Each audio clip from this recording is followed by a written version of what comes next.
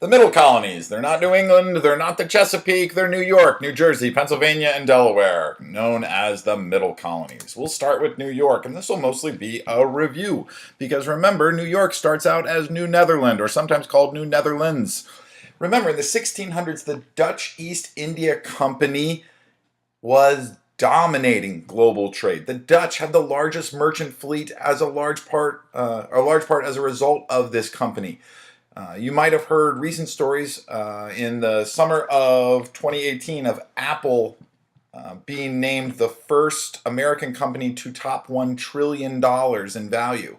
Well, if you used 2018 dollars, the Dutch East India Company was worth $7 trillion. So, think about that for a little while. They dominated Northern European commerce.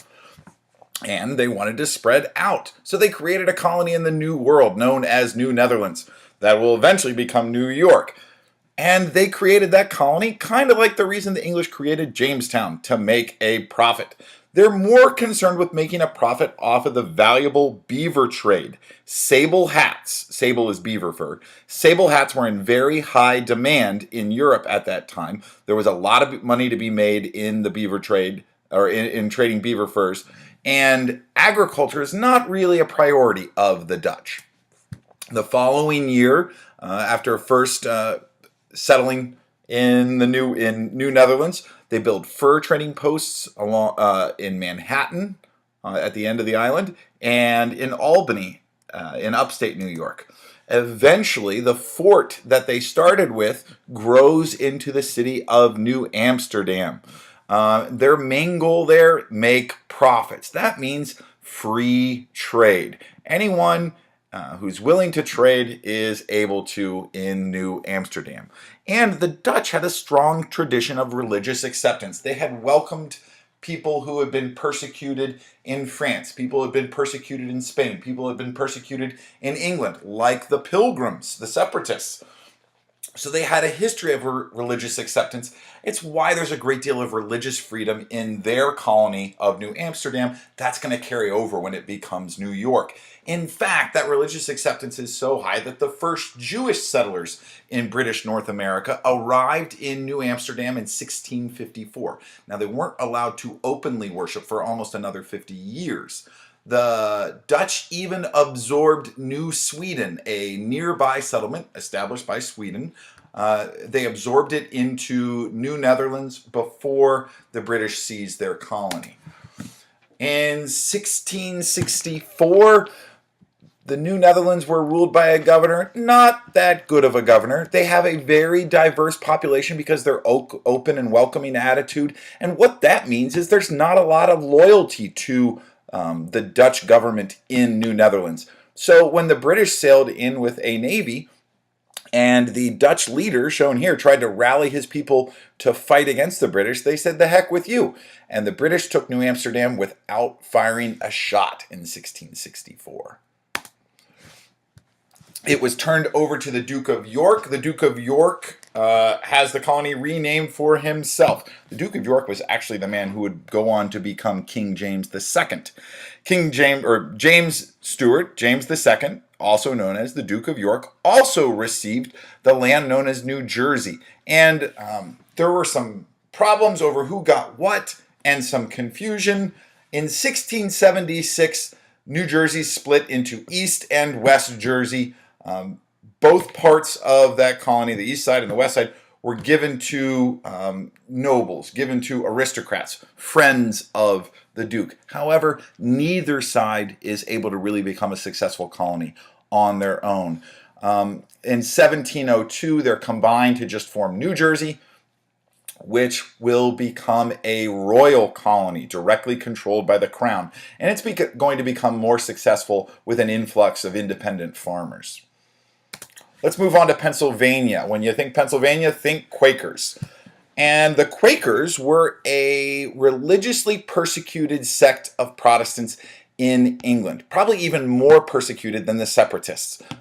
They were imprisoned, sometimes they were fined, they had their property seized, and some were even executed. They saw a lot of persecution in the New England colonies as well. Why were they persecuted? Well, it has a lot to do with their beliefs. The Quakers rejected a lot of the common Protestant ideology.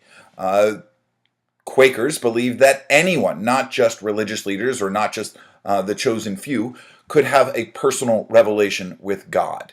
The Quakers also rejected any formal religious leadership. They did not have pastors or priests or preachers in the traditional sense. That role could be filled by anyone in the church community. They rejected taxes because taxes were so often used to support state religion, like the Anglican Church in England or like those Congregationalist churches in New England. And the Quakers strongly rejected warfare, rejected violence. They were pacifists. What they did support was religious freedom, what at the time was called freedom of conscience. And they also supported equality of sexes, which oftentimes took its form in allowing women to lead prayers or take on roles and do things in the church that were normally only done by men. William Penn is a prominent aristocrat in England. His father was an admiral in the Navy. When his father died, he inherited a great deal of land, including land in North America. William Penn had become a Quaker while in college. So in this land that he's inherited, he welcomes Quakers, but he also, in that Quaker tradition, welcomes people of other religions. In 1681, the town that will grow into the city of Philadelphia is formed, but most of Pennsylvania, like New Jersey, will be farmers, raising things like corn and wheat and barley and some livestock as well. Probably what sets Pennsylvania apart early on is its government, known as the Frame of Government of Pennsylvania, written by William Penn.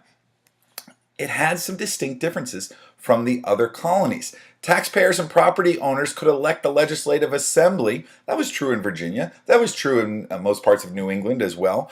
But in Pennsylvania, they can also elect the governor's council.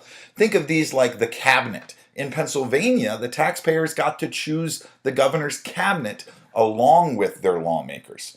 The governor in Pennsylvania had no veto power. That's going to be important. That's, in fact, going to be something that is really a thorn in the side of many of the patriots leading up to the Revolutionary War. Coincidentally, William Penn did give himself veto power, however. And in Pennsylvania, it was guaranteed by law that the people would have freedom of conscience. In other words, religious freedom. Other rights are later added under different frames of government, some authored by Penn, some authored by people coming later, and those would include freedom of the press, as well as a list of, or a Bill of Rights for citizens of Pennsylvania. Finally, we'll wrap up with Delaware. In 1682, the land that would become Delaware, south of Pennsylvania, was also granted to William Penn. However, in 1704, it becomes semi-autonomous. It becomes pretty much its own colony. It has its own legislative assembly. However, it will continue to share Pennsylvania's governor. The governor of Pennsylvania will continue to rule over Pennsylvania and Delaware all the way up until the American Revolution.